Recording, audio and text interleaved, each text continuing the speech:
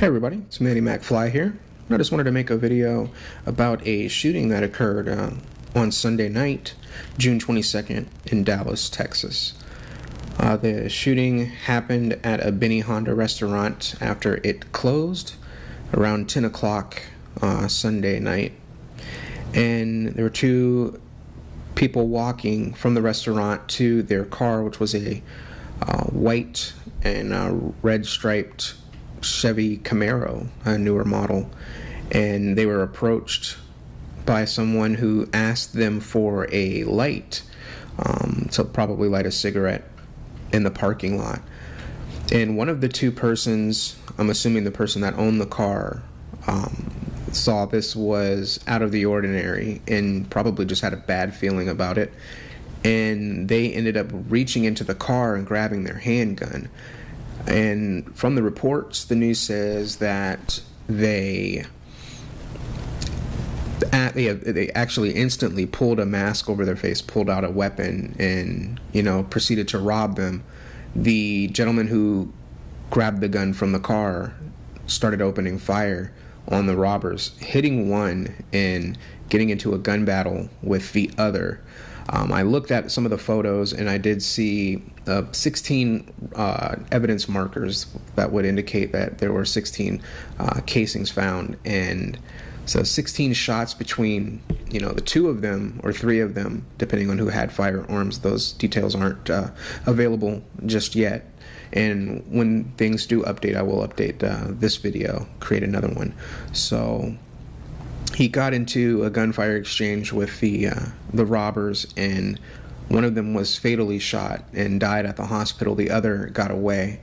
And this situation is quite common to large metro areas, and even in nice areas where Benihana would be, because it's a more expensive restaurant, so it's not going to be in a terrible area. I checked out the maps, and there's a church nearby. There's a hospital just south of them.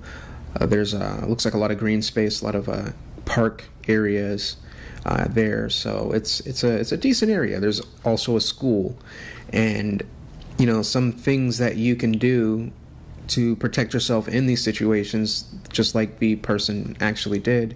He noticed, he understood that something wasn't right with the situation, and he armed himself. I'm glad that the two were unharmed, even though one of them was shot. It was a non-life-threatening injury, so looks like they're both going to be okay, besides probably being shaken up from being in a gun battle. But the goal of a gun battle is to win the gun battle, and they did succeed in that, and they are still here with us. So what you can do is definitely arm yourself. Definitely get some kind of practice or training if that's what you want to do, and just practice with your firearm. Practice different drawing situations, different scenarios, realistic scenarios, cowboy stuff, just simple stuff like he was faced with two targets, possibly armed. Just do some firing drills between the two targets, space them out, move while you're shooting, that kind of thing.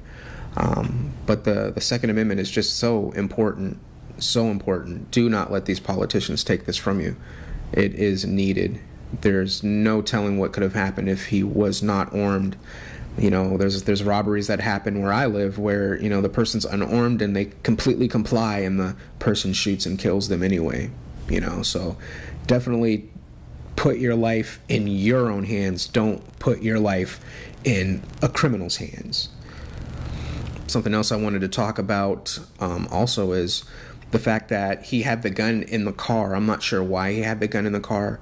Benihana's might have been a gun-free zone or a kill zone, which we like to call them, and he wasn't permitted to take his firearm in concealed.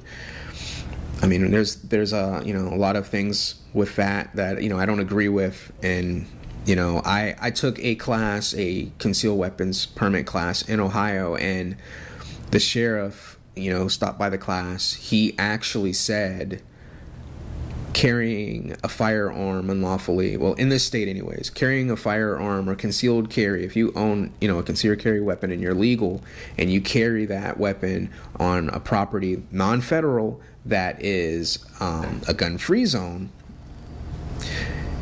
if you were to get caught or if you got into a fight and the DA wanted to charge you, it would just be a misdemeanor, and it would be like an $800 to $1,000 fine, and you wouldn't lose your firearms rights. You wouldn't go to jail or anything like that. So without saying it, he kind of said, carry your firearm at all times, because he just basically looked at us and said, is $800, worth your life? And I said, no, I'm going to carry. I'll pay that $800 to stay alive, and that's if they charge you.